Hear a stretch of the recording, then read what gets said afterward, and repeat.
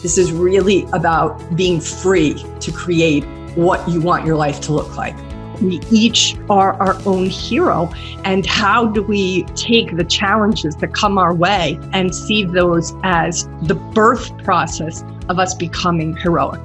Can you meet that judgment that ultimately will surface with neutrality? This is the Wall Street Coach Podcast with Kim Ann Curtin. Aloha, everybody. This is Kim Ann Curtin, and I want to point you in another direction today. I want you to go to tradercheckin.com, and you'll find a 3-minute check-in that instantly identifies your trading EQ and where you're at before you start trading that day. Please go to tradercheckin.com, sign up for this download, and let me know how it benefits you. If you enjoy the Wall Street Coach podcast, please subscribe to our channel, and please take a time to maybe write a review on iTunes or give us a comment of what you want me to have on this podcast and who you want me to interview. Thank you for watching. Enjoy this interview now. Welcome back, everybody, to the Wall Street Coach podcast. I'm so excited to have Shay Huang, also known as Humble Trader, on my podcast. Shay, welcome to the Wall Street Coach podcast. Thanks for having me, Kim. First of all, I just love having a woman here because it's such a male, dominated field. So It's just really lovely to have a woman trader on this podcast. I love the men, and it's nice to have a sister once in a while who's in a change of scenery. A little change of scenery. Exactly. I had the very good fortune to meet Shay in person at the Traders for a Cause conference and listen to her absolutely riveting talk. And if, again, you guys may have to go through a paywall, but if you can listen to Shay's talk, that was at the Traders for a Cause conference. That was 2022. It's a must listen to. Your vulnerability, your authenticity, your heart, your not covering up the challenge you've had was so inspiring. So just thank you for that talk. Yeah, thank you for all the words of encouragement. It was tough to share such a personal story, but after the fact, a lot of people came to talk to me online and in person, just saying that, they felt like, finally someone's talking about it and relate really much to the challenges and struggles. So yeah, I'm glad I did it too. But thank you for the encouragement. I mean, I think that's part of what, I hope to just be advocating to people is that the authentic individual, everybody has a story. Everybody has stuff that they've had to wade their way through, their own hero's journey, so to speak. And I do feel so, as a coach, I've seen so many people come in and they think like, well, I'm the only one who's struggling with this. And because I'm the one hearing it all the time, I know they're not. It's like, no, everybody's struggling. So are you willing to share just a little bit about that story with the viewers now in this, podcast, just because it's so powerful, Shay? Yeah, sure. I think because I came from an immigrant background, so I immigrated to Canada from Taiwan. So, as a first generation immigrant, it's really tough just adapting and not speaking English and making friends. And my parents didn't have a lot of money. So I think, especially living in North America, after immigrating here, it's when I really realized, hey, I need to make some money and help out my parents and to have essentially I want to thank them for allowing me to immigrate here. So it's very important, always been very important for me to, make my parents proud and to be able to support my parents one day. And then I actually have a VFX background, meaning that I went to school as a VFX artist. And then after starting to work in that full time, I quit that job because I didn't like it and wasn't making a lot of money to day trade full time. And because I kind of gave myself that pressure of having to succeed in this and having to, I didn't have to, but I really wanted to make my parents proud. That struggle first learning to day trade, I was so angry, so frustrated, did a lot of emotional revenge trading. And I was so angry at the market as well during the first year of struggle.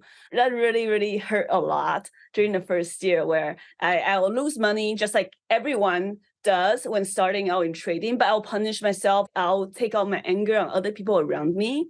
So the first 1.5 years, really, I was especially when I'm learning to trade, I was a really angry trader, really emotional when trading in the market, as well as outside of the market.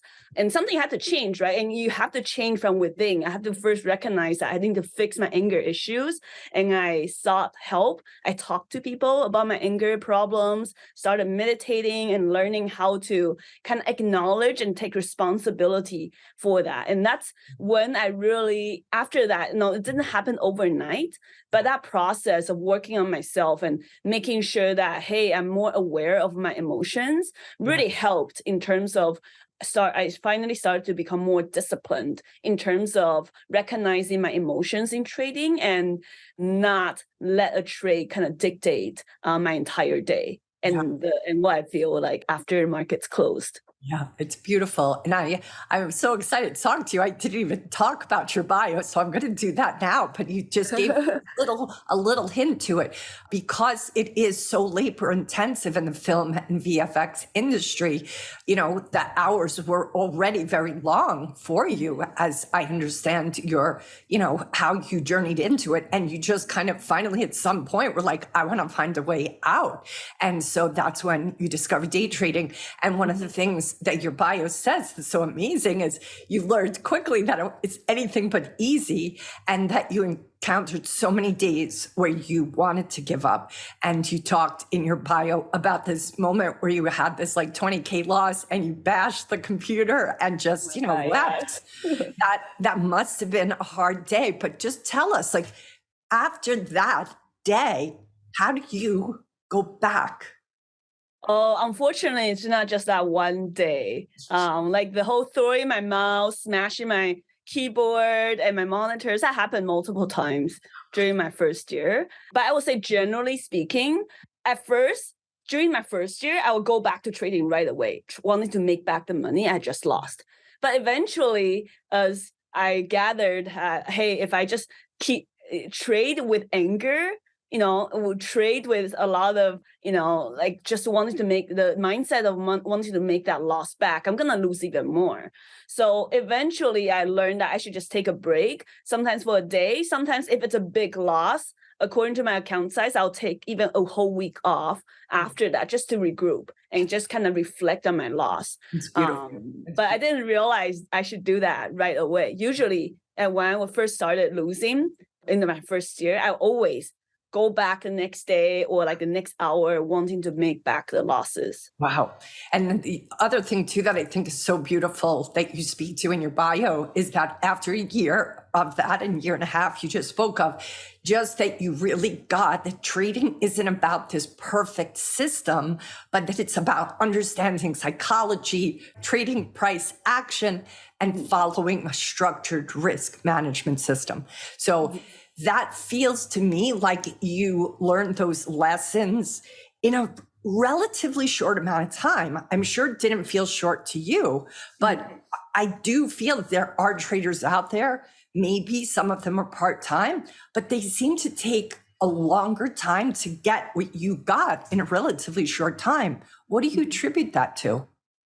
I struggled for 1.5 years. I felt like that was really long, but sure, maybe there are people struggling for way longer. And if that's the case, props to them for staying the course and not giving up.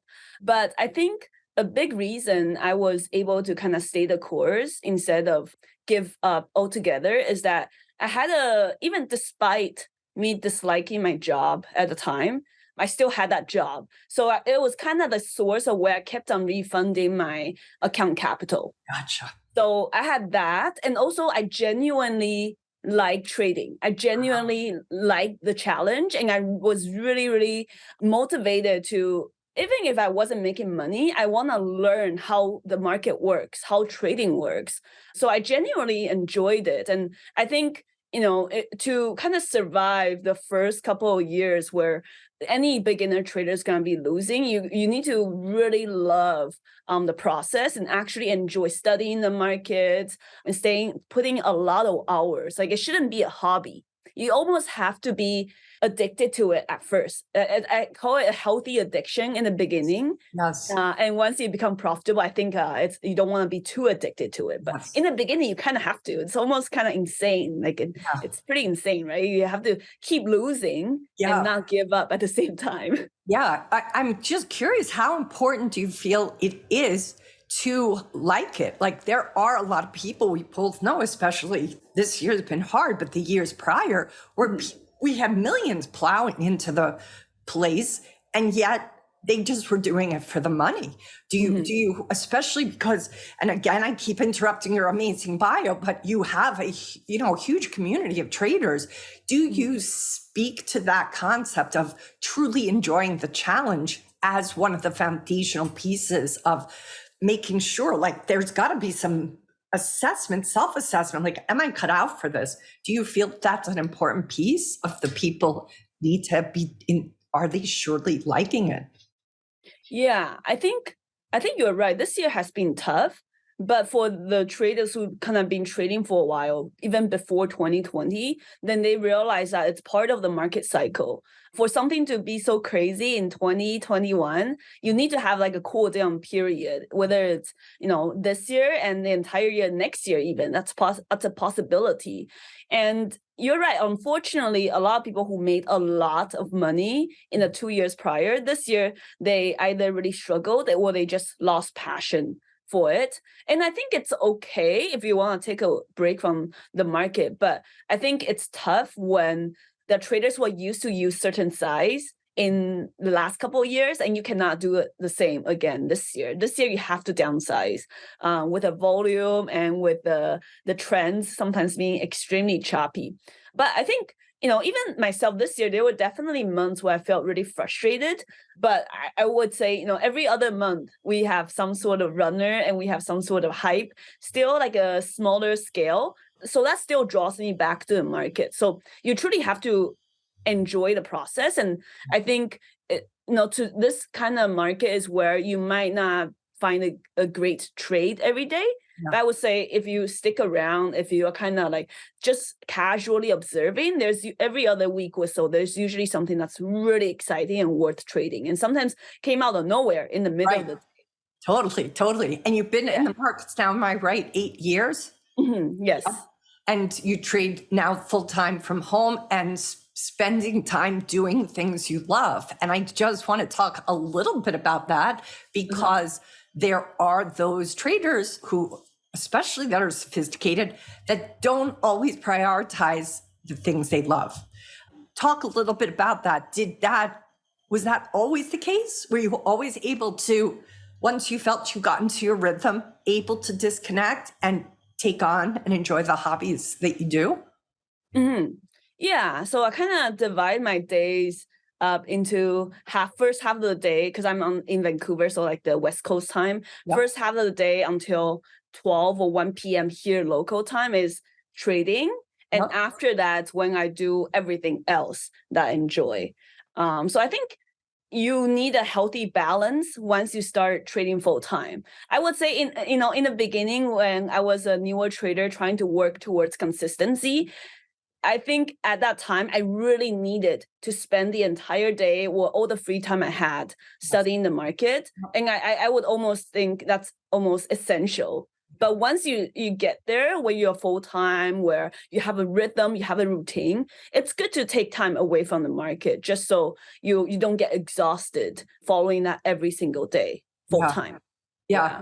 The other thing, too, that you're famous for saying is in your tagline, no Lambos here, only reality. Talk just a little bit about that, because we both know, that Lambo kind of mentality does get pushed out there a lot. So it's a fabulous tagline. It's so creative, and it speaks so many volumes about what that reality is. So just where did that tagline come from? What prompted you to create it?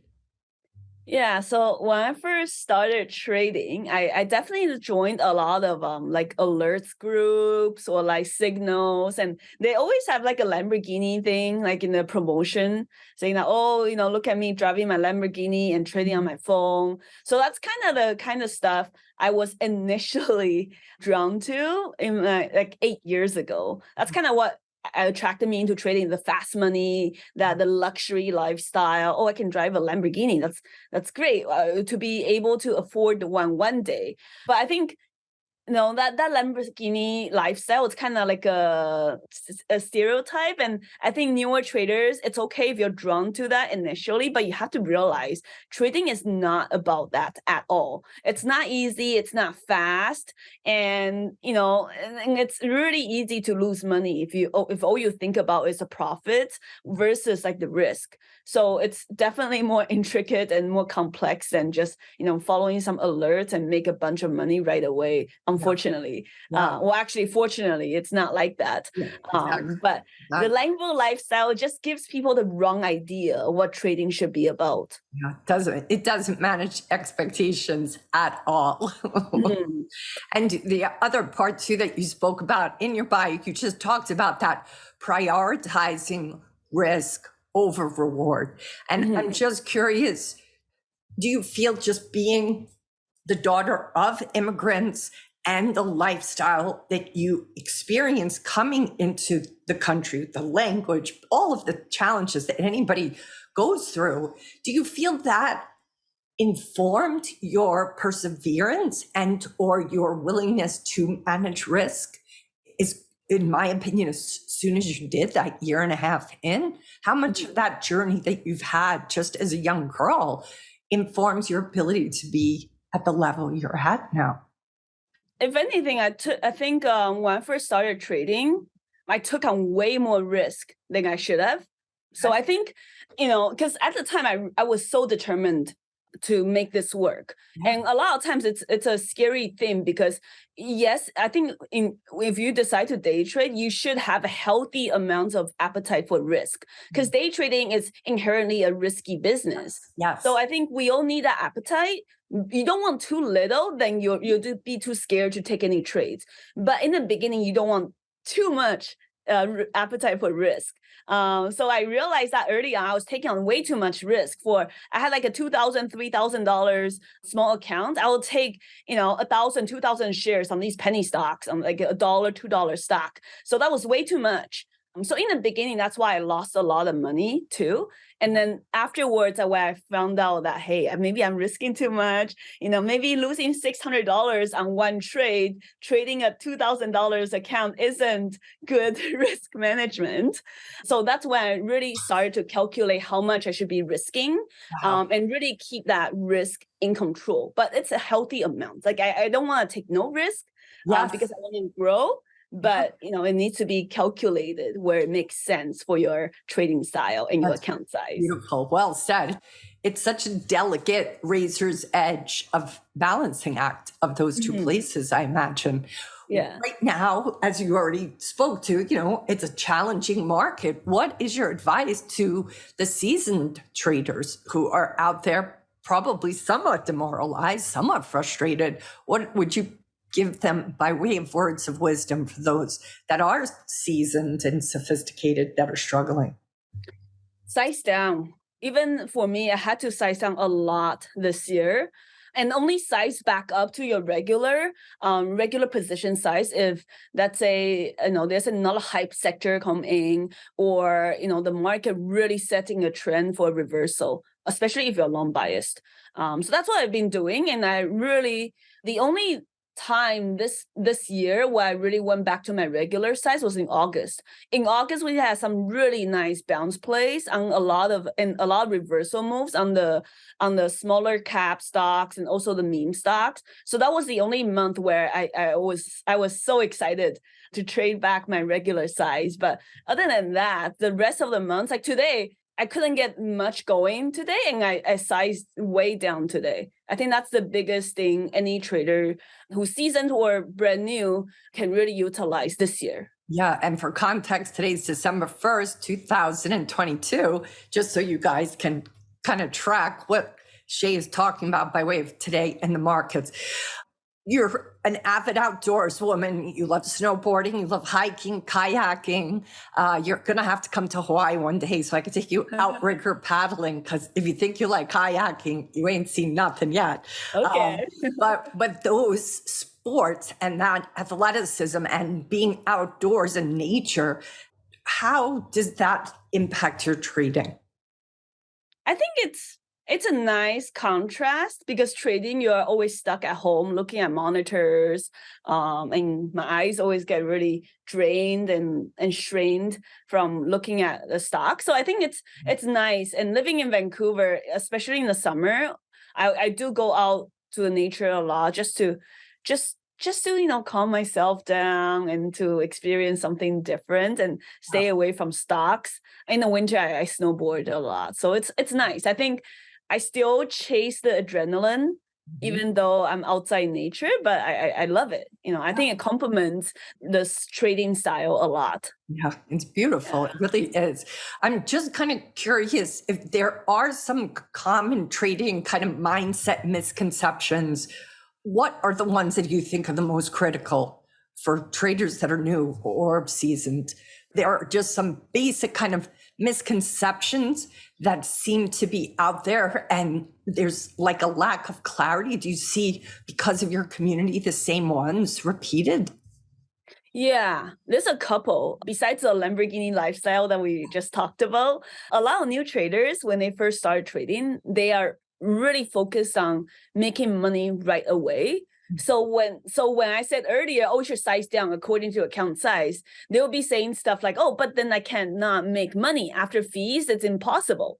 But I think, especially for someone brand new, you shouldn't make money the first year. You shouldn't try to make money at least. You size down, actually learn. And once you can make $10, $5, $10, $50 a day, then that's when you start sizing up. But don't size up right away, because that's a mistake I made. I was trying so hard to make $100 a day when I was brand new. I ended up losing like $200, $300 a day.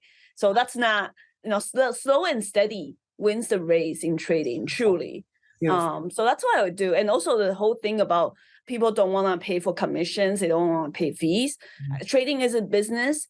That's why I do pay commissions and I do pay expensive locate fees. But people need to treat trading like a business, because you can spend $1 and make 100 versus trying to save $1 here and make pennies. Like that doesn't make sense. Beautiful. I've never heard anybody really talk about that. And that's just so important. So important. I'm so glad you spoke to that, because I think there is that concept of being penny wise, but pound foolish. Yes. Right.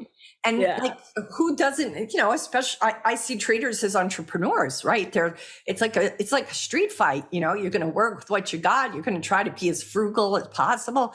But there's times when it's appropriate to invest in things without being, overly Scrooge-like, so to speak.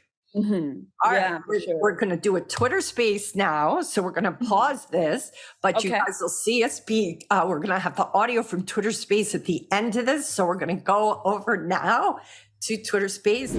Welcome everybody to the Wall Street Coach. I'm Kim Ann Curtin's Twitter space. I'm so lucky today to have Shay Huang here, also known as Humble Trader. And we're going to have some questions from all of you for Shay. I was very fortunate to meet Shay at the Traders for a Cause conference, and I was blown away, as were all the audience members, when Shay gave her talk at Traders for a Cause. It was a heartfelt, honest kind of story about her journey as a trader and her journey just as a woman, navigating all the volatile emotions that trading can absolutely kick up for any trader. And I hope that we get to talk a little bit about that today. Also, I just want to speak to Shay's amazing ability to take, I think, really complex concepts and not use jargon. She speaks straight from the hip, and she just has so many followers, especially if you haven't watched her YouTube channel. Please go there. She's over 1 million followers there, 1 million subscribers. She has her own trading community. She's just very involved in the trading world and just really cares so genuinely about her the people that she encourages. She's so encouraging. And I really can't wait for her to share so much of her wisdom here today. So please start thinking about your questions. This is a 2-part episode with Shay. We just came off of a Zoom video conversation, and we'll release this in a couple of weeks, all edited together. So we did 30 minutes by Zoom. We're going to do about 30 minutes today. And I really hope you guys have questions. I see some friendly faces in the room already.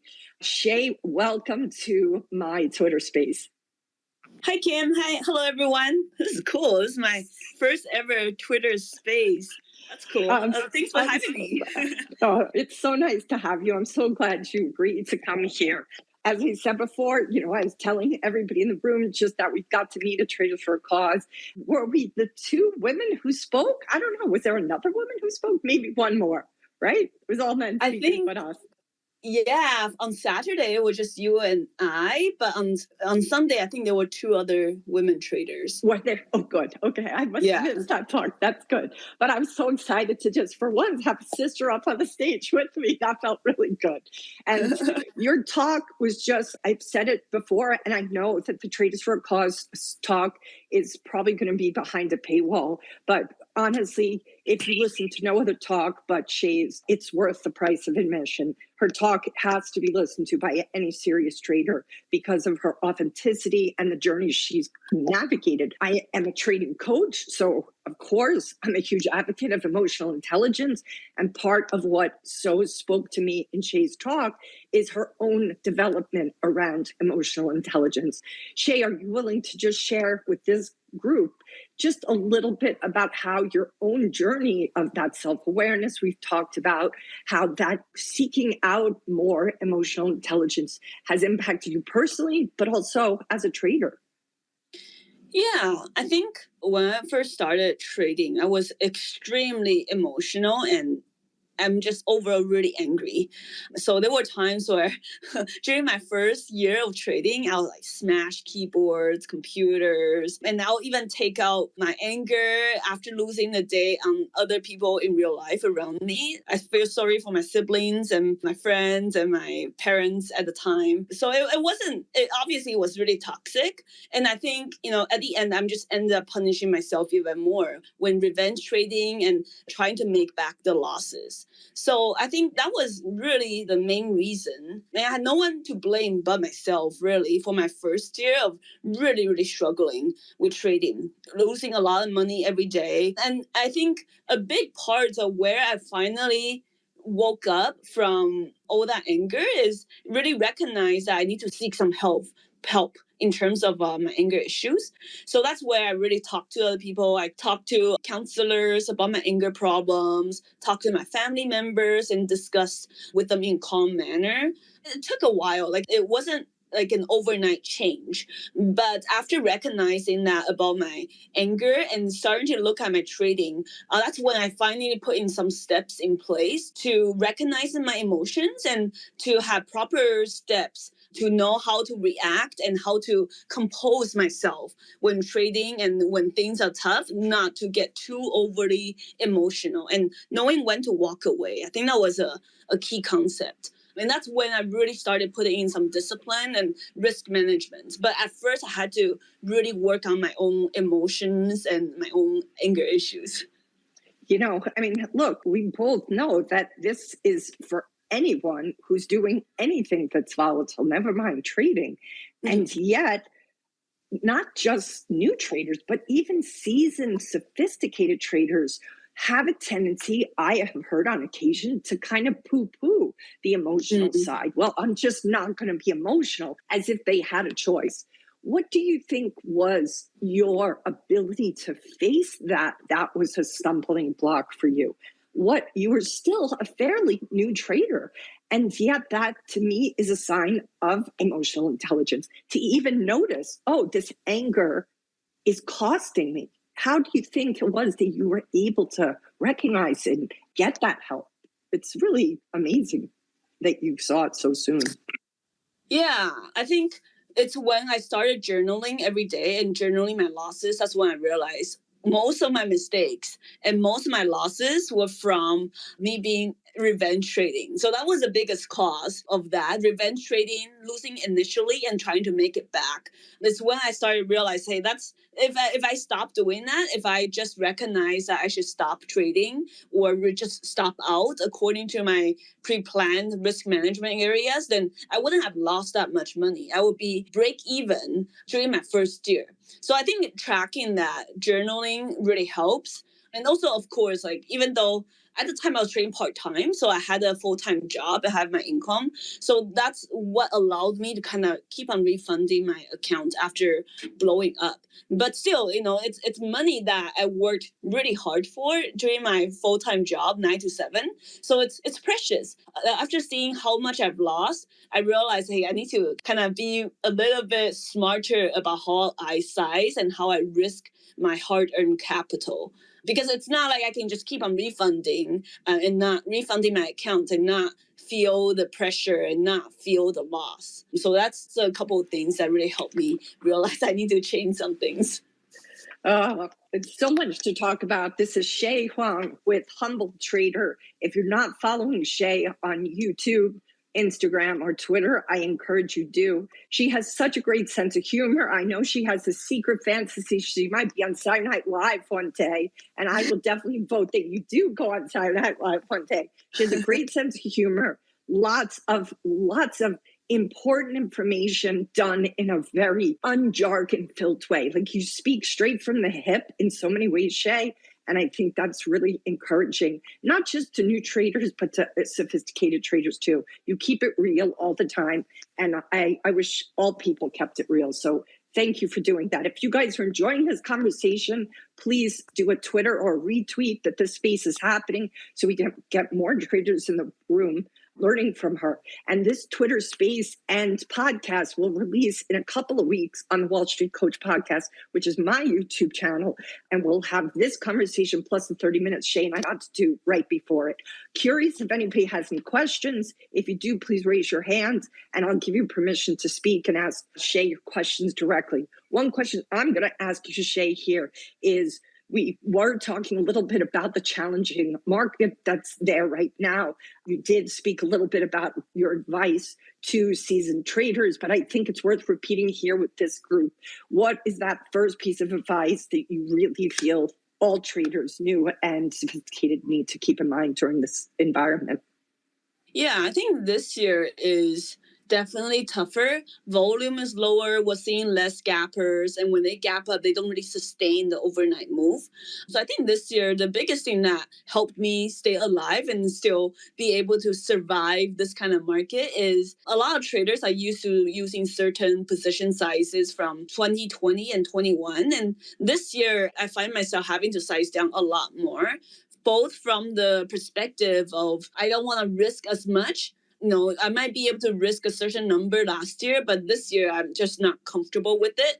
And at the same time, that also means this year there's just less opportunities overall. Last year, there will be multiple stocks running, and every other day you'll have new stocks to trade of all various prices from 2 digits, single digits to 3 digits. This year, I think it's usually each day there's only one or two. At least for my trading style for my own trading style, there's usually only one or two stocks that I can focus on. And when I trade them, I tend to downsize a lot more.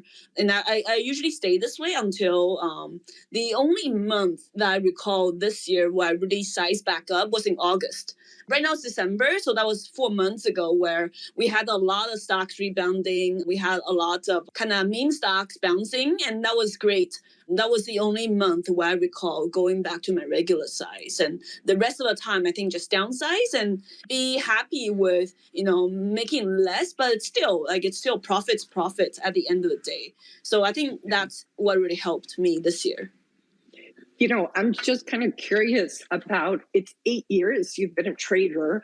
What has surprised you just around your own journey being in the game that long? 8 years is a long time. I know some people say, oh, it's not that long, but I think to survive, never mind to be profitable, and look, let's be honest, online, managing a YouTube channel for 1 million people, I mean, that's a full-time job. How do you balance all of these really big kind of responsibilities that you carry? I think if anything, having a YouTube channel that's basically a business on the side really helps a lot.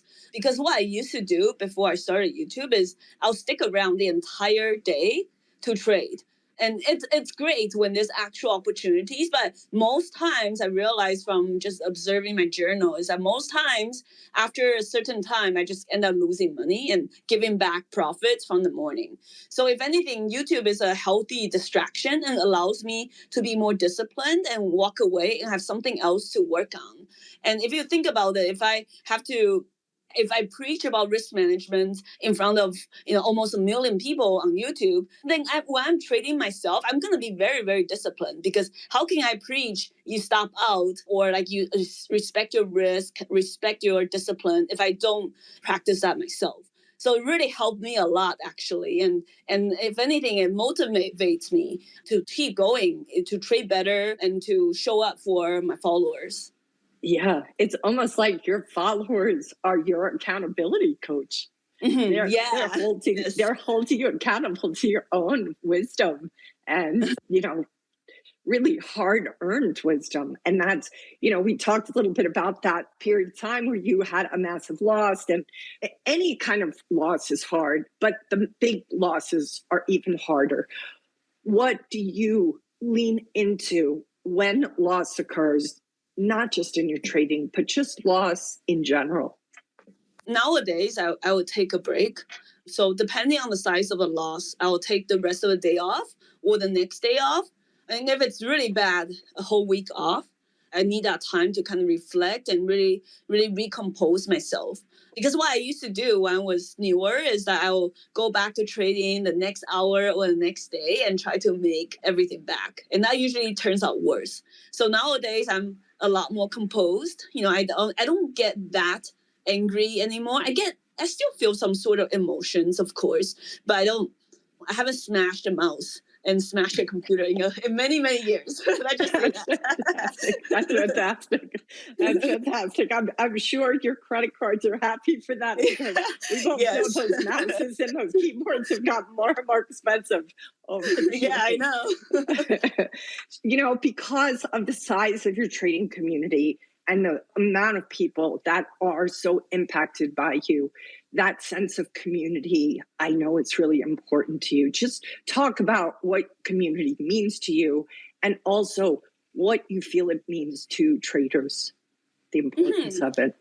Yeah, I think there are so many beneficial things about being part of a community and just having a like-minded group of people who understand you. First of all, I think trading, this job, this career, this business is really misunderstood. Any normal people, like my family, still thinks I'm gambling, right? So there's a lot of stigma, and you can't, at least for me, with non-traders and with people who don't follow the market, it's hard for me to kind of communicate with them what I do day to day. And they always think I'm just gambling. So I think you want to be talking about your struggles and share your wins with people who understand how hard you worked and how hard your day-to-day life is.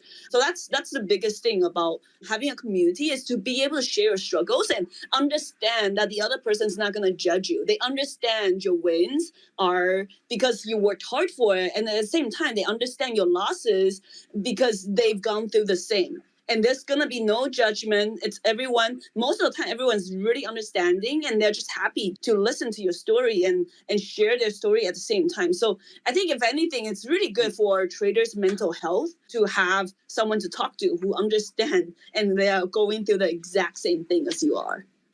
I think it can be so isolating, trading, and you can get kind of stuck in this place of where you feel like it's just you. Yeah. And that's part of all of the theme of all of your messaging on YouTube, is really to try to encourage people to know that they're not alone, and that there is an experience as a trader that's across the board, even if people don't talk about it. And that's why I loved your talk at Traders for a Cause, because, you're sharing one of those honest places of like, wow, anger really could sometimes get a hold of me and my trading. And I know that that's the case as a coach because I listen to what people struggle with, but you just don't hear people talk about it. You don't hear people, they just show you all the good that happens and not the difficulty.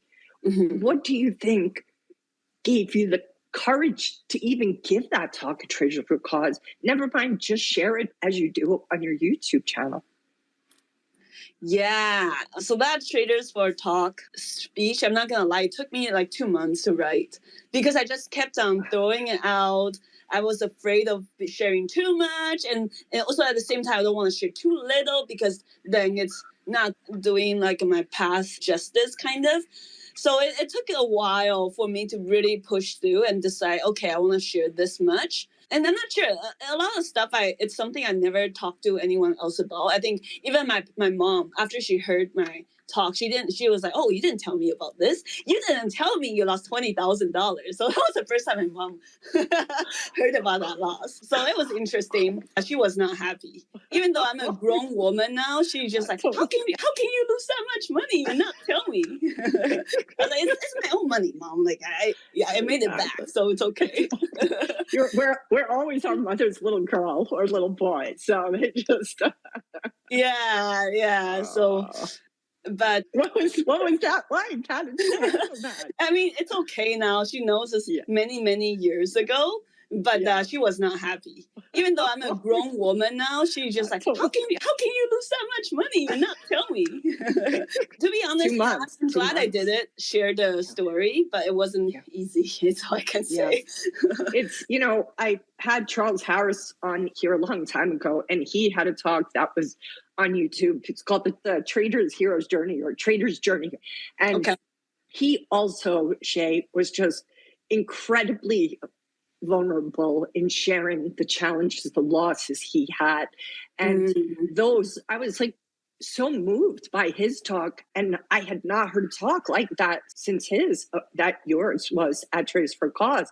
And I just feel like, God, if your talk and Charles's journey, like everybody has those stories, but everybody isn't sharing them. So just thank you for your courage. I can imagine it took courage to share it, but in a way, I kind of think it's crazy that it asks courage because everybody's going through it. Everybody knows this is happening, but we just don't talk about it enough. And I'm just curious too, in your trading community and those subscribers that interact with you, because I'm jealous of the interaction you get on your YouTube channel. I'm like, I get people to write one comment. You get like conversations on YouTube comments. It's so active and robust. What do you see among all of those members and subscribers that they themselves, perhaps you wish you could, if you could wave a magic wand to help them see right at the, get-go, what would you want them to really understand and see? I think the first thing is kind of similar to what you said. Like they need to understand that everyone goes through the same struggles. You cannot become a profitable trader without losing money first. I think that's the first thing every trader needs to understand. And I think, from watching the videos on my channel, most people understand that because that's kind of the fundamental thing I say is that you should expect to lose money when you first started trading, but you can decide how much. So that's kind of the fundamental idea. And I think a lot of people receive that quite well, especially after watching all the videos on my channel. But I think people just really like my videos because they relate to it. They like the fact that I don't just talk about the good, I also talk about the bad and all the emotional struggles as well. So in the comment section, usually what I'll read is that people appreciate that I'm sharing the stories and they themselves will in turn share the struggles. And a lot of times that's where they ask for my opinions. And I'm almost like a therapist sometimes in my YouTube comment section, just telling people, hey, it's okay, size down. Like, I think I tell them what they already know, but they don't. A lot of times it's hard to execute on certain discipline practices, right? So I tell them what they already know and they should implement. Yeah, sometimes people do know what's best for them, but it's still hard to implement it. It's still hard to practice it. But I think part of what's so remarkable about you is that you really express empathy and understanding. Mhm. And I feel like you're tough about like, there are rules and there are high kind of demands that are going to be placed on you. You're very honest about that, but you also sort of teach people like, and this is going to be hard, and you're going to have to learn how to be empathetic or compassionate to yourself. And I love that you kind of give the tough talk, but you also say like, and don't be too hard on yourself. Yeah. You balance that really nicely, Shay. Hmm. Yeah, I think there's struggles, right, in trading. Like even this year is a struggle for many traders. I found myself struggling as well. You gotta give yourself a pat on the back sometimes just to relax and say it's okay if this year is tough.